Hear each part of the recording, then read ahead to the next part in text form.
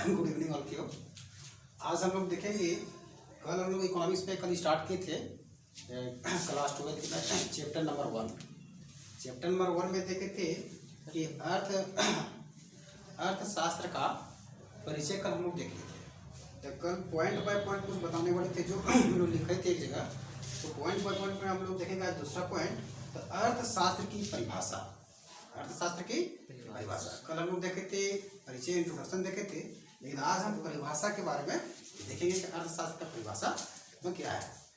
तो हम देखे थे कि 4 विद्वान मतलब से जैसे आपका एडम स्मिथ हैं, प्रोफेसर मार्शल थे, प्रोफेसर रॉबिन्स थे, और एक विद्वान थे जिनका नाम था सेड्यूलस। तो विद्वान की जो परिभाषा जो है वो परिभाषा को मतलब सही लोग मतलब माना गया।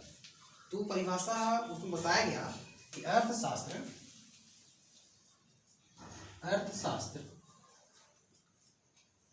वह विज्ञान है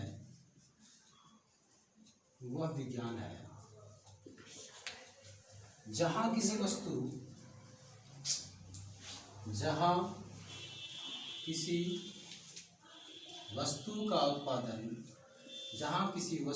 का उत्पादन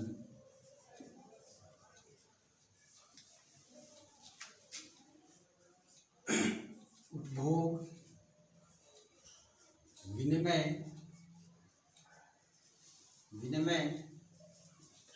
वितरण जैसी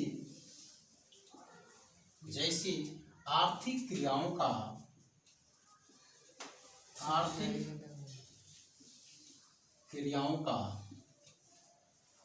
क्रमबद्ध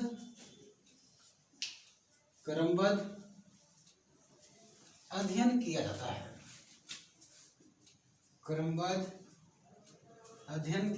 है।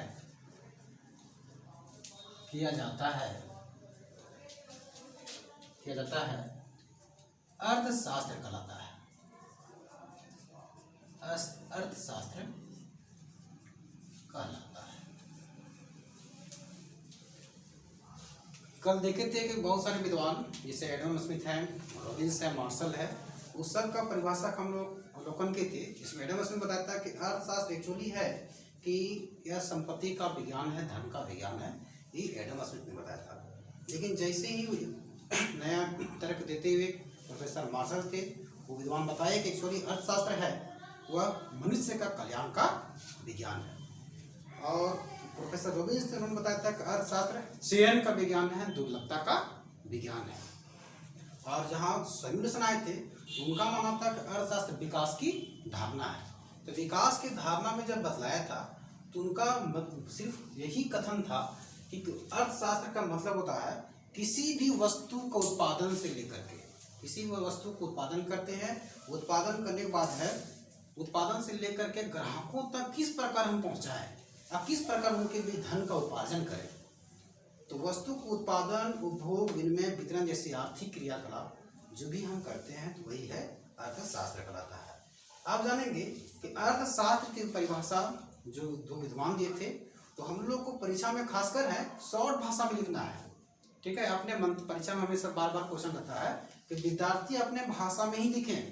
तो हम लोग को शॉर्ट तरीके से चलना है, इसलिए हम परिभाषा को भी हम थोड़ा सा विद्वान जो लिखे हैं उनके परिभाषा को शॉर्ट लिखे हैं, उस पर तो ध्यान दीजिएगा। इसमें बताए थे विभिन्न विद्वानों ने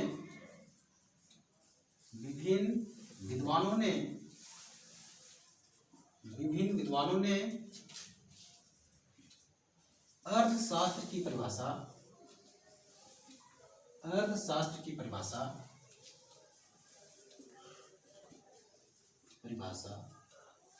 निम्न प्रकार दिया। विभिन्न विद्वानों ने अर्थशास्त्र की परिभाषा निम्न प्रकार दिया। जैसे हम लोग देखते थे, हम लोग एडम स्मिथ के बारे में चर्चा की थी। एडम स्मिथ इन्होंने बताया था कि अर्थशास्त्र है संपत्ति का विज्ञान है। संपत्ति का विज्ञान है। संपत्ति का विज्ञान है। और वही प्रोफेसर मार्शल बताए थे, मार्शल का कहना था कि अर्थशास्त्र मानव कल्याण का विज्ञान है। इस प्रकार उपरोक्त परिभाषाओं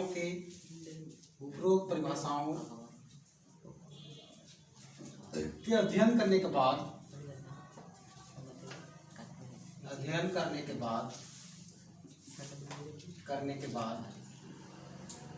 हम कह सकते हैं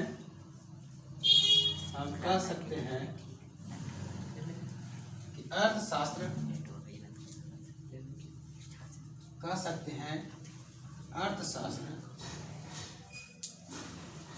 अन्य विषयों की भांति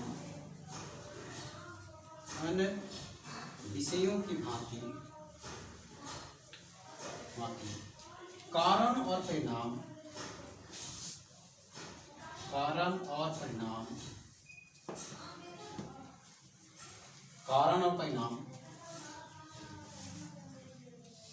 वैधता, कारण परिणाम की वैधता को सत्यापित करता है।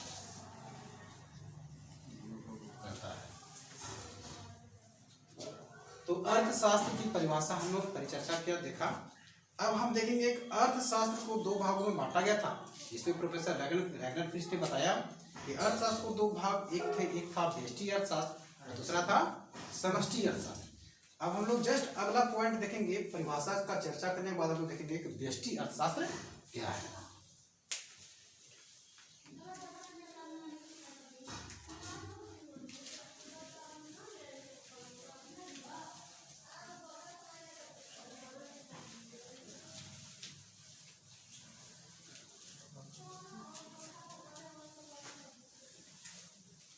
अगला क्वेश्चन है, व्यष्टि अर्थशास्त्र क्या है?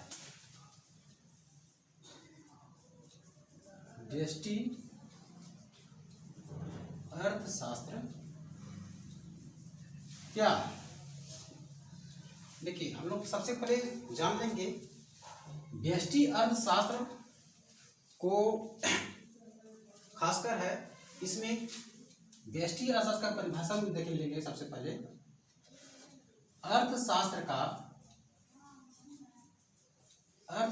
का वह भाग, अर्थशास्त्र का वह अनुभाग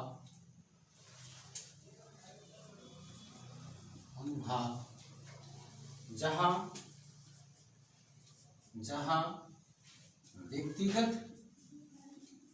व्यक्तिगत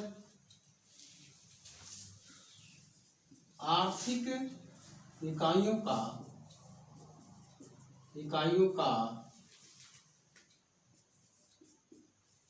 अध्ययन किया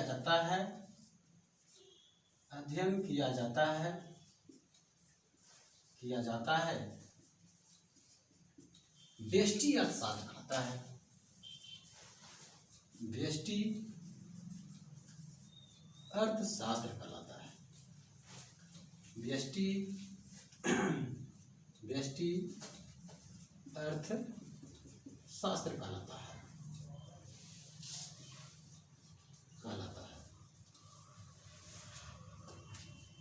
इसके अंतर्गत जैसे व्यक्तिगत फर्म का अध्ययन,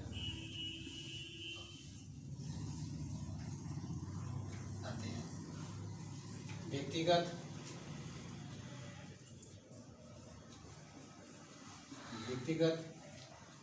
उपभोक्ता का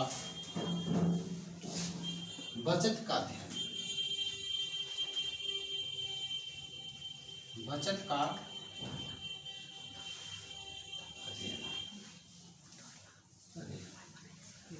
देखिए व्यष्टि अर्थशास्त्र में होता क्या है एक्चुअली कि व्यष्टि और समष्टि में एक आता है व्यष्टि और दूसरा समष्टि में, इसको सरल भाषा में समझिए। इसमें देखिएगा सिर्फ एक व्यक्तिगत, एक व्यक्ति, एक फर्म, एक संस्था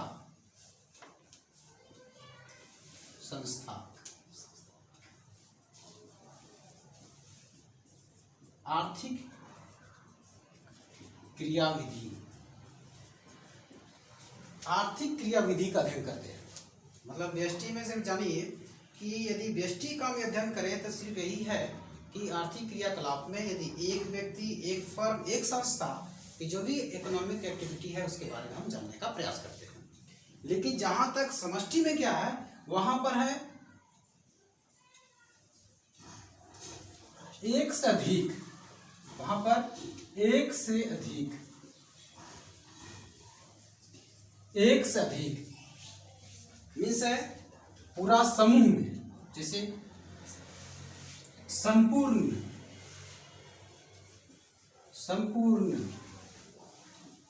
व्यक्तिगत, संपूर्ण व्यक्तिगत फर्म का अध्ययन, इस प्रकार संपूर्ण फर्म का अध्ययन, संपूर्ण व्यक्तिगत भोक्ता का अध्ययन, संपूर्ण व्यक्तिगत संस्था का अध्ययन का जो भी एक इकोनॉमिक एक्टिविटी है उसके बारे में विश्लेषण करते हैं, जानते हैं, तो उसी को कहते हैं समष्टि अर्थशास्त्र। तो हम लोग व्यष्टि और समष्टि का हम लोग देख लिए। अब हम लोग जानेंगे कि व्यष्टि और समष्टि में एक्चुअली अंतर क्या है। ठीक है, व्यष्टि की परिभाषा जानने के बाद है हम लोग जानेंगे कि व्यष्टि और समष्टि में क्या अंतर होता है।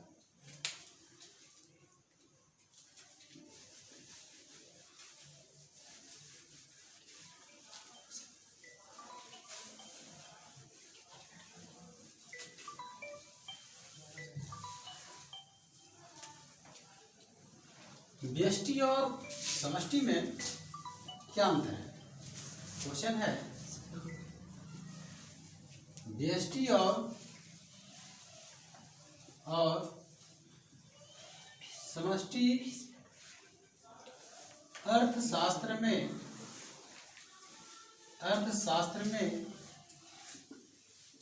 क्या अंतर होता है? अंतर होता है। देखिए ये क्वेश्चन वाले भी आई है, यह लगभग हर एग्जाम में, अभी तक जितना हमारा एग्जाम हुआ है उस एग्जाम में हमारा ये क्वेश्चन पूछा गया है। इसलिए हम मान के चलेंगे कि VVI क्वेश्चन है, इस पर हम लोग ध्यान केंद्रित करेंगे।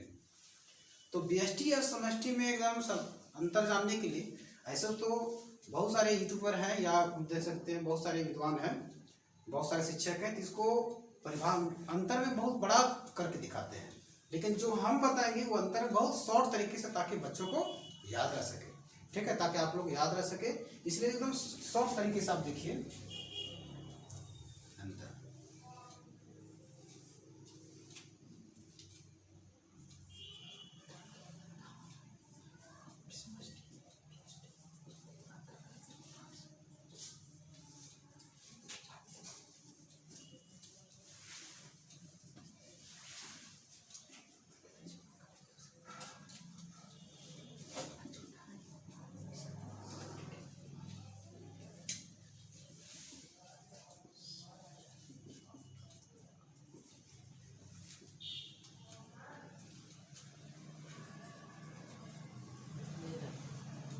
परिभाषा, हम लोग परिभाषा को उसमें देखे थे, लेकिन अभी फिर से देख लेंगे।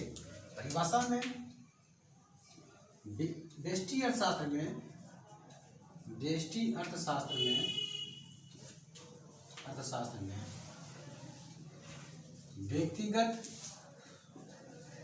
व्यक्तिगत आर्थिक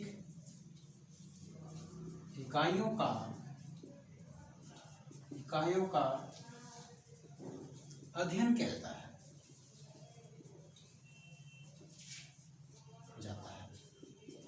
जबकि समष्टि में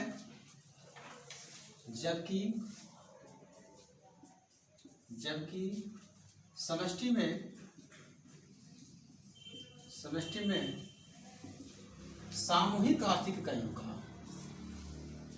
सामूहिक सामूहिक आर्थिक इकाइयों का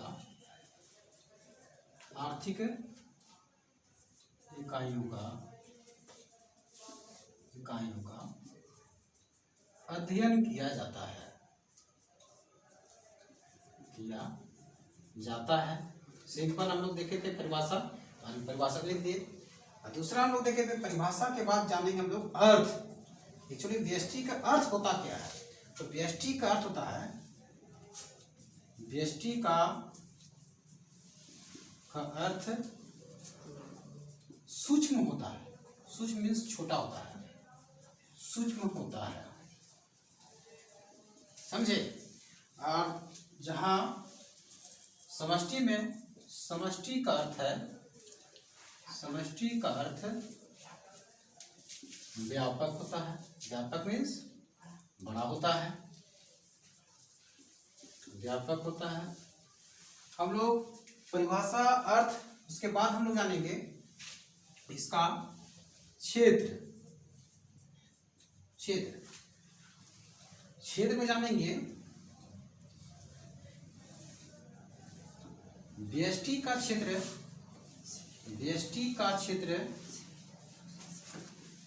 सीमित होता है,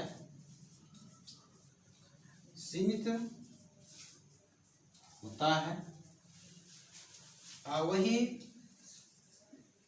समष्टि का क्षेत्र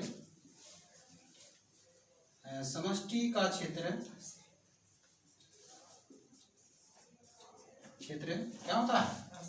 असीमित होता है, असीमित होता है। क्या समझ में आ रहा है ना? और हम लोग लास्ट देखेंगे क्षेत्र के बाद विकास। क्या देखेंगे? विकास देखेंगे।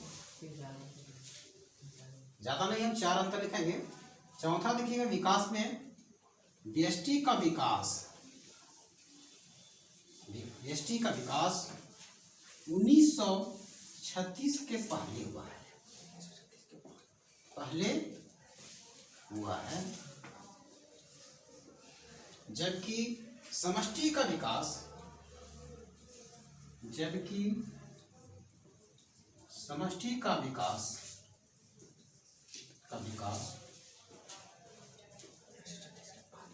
1936 के बाद हुआ है। जो हमारे पुराने बच्चे हैं वो लोग तो हम पढ़ा भी चुके हैं, जैसे आप लोगों को पता होगा, लेकिन जो नए बच्चे हैं उनके लिए है कि 4 अंतर में इतना ही। अगर आप 4 अंतर लिखते हैं लगभग 3 नंबर का क्वेश्चन परीक्षा में तो वो पूछता है, ज़्यादा बड़ा 6 नंबर का नहीं आता है। तो 100 नंबर के लिए आप इतना अंतर लिख दीजिएगा तो आपके लिए ये काफ़ी है, ठीक है। अब हम लोग जानेंगे एक लास्ट क्वेश्चन है, उस क्वेश्चन में, ठीक है। तो उस क्वेश्चन देखने के बाद ही फिर हम लोग अगला वीडियो में फिर प्रयास करेंगे। अगला लास्ट देखिए, छोटा क्वेश्चन है।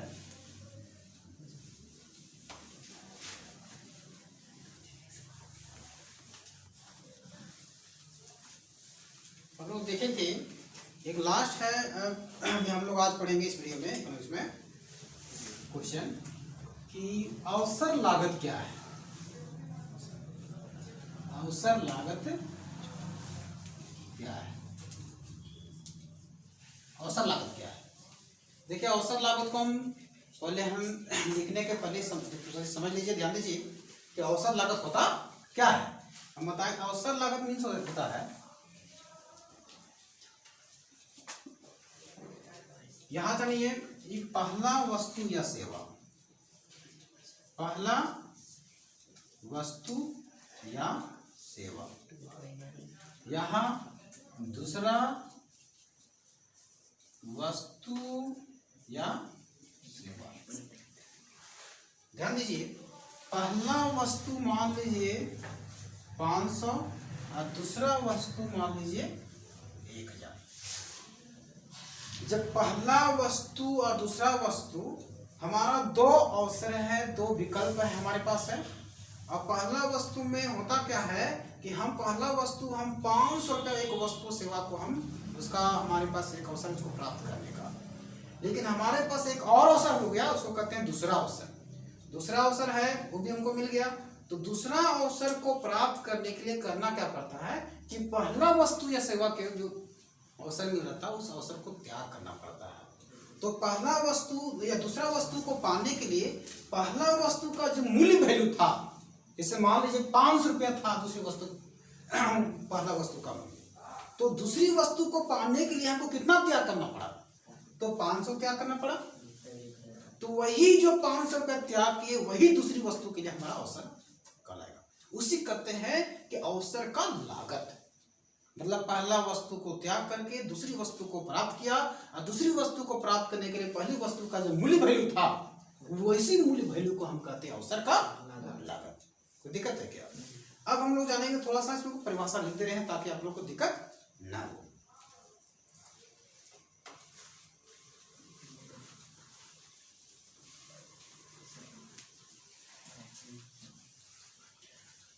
अवसर लागत लिख सकते हैं। अवसर लागत का अर्थ होता है अवसर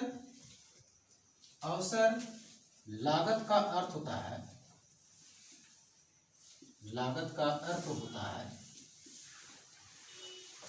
अवसर लागत का अर्थ होता है अवसर का त्याग, अवसर का त्याग है।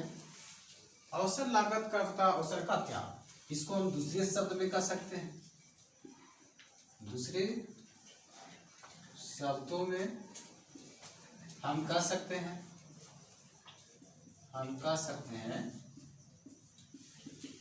एक वस्तु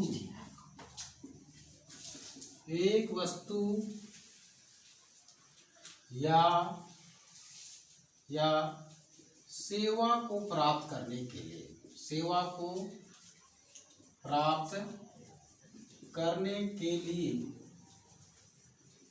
एक वस्तु या सेवा को प्राप्त करने के लिए दूसरी वस्तु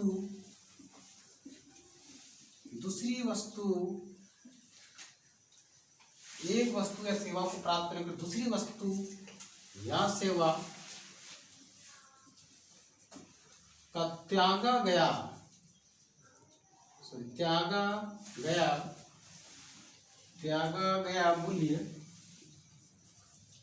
मूल्य ही अवसर लागत कहलाता है। अवसर लागत कहलाता है। ये हम लोग अवसर लागत का देखे। अब हम लोग इसके बाद है कि अगला टॉपिक है, अगला वीडियो में देखने का प्रयास करेंगे। और जो भी किसी का छूटा होगा तो पिछला वाला वीडियो देख करके कवर कर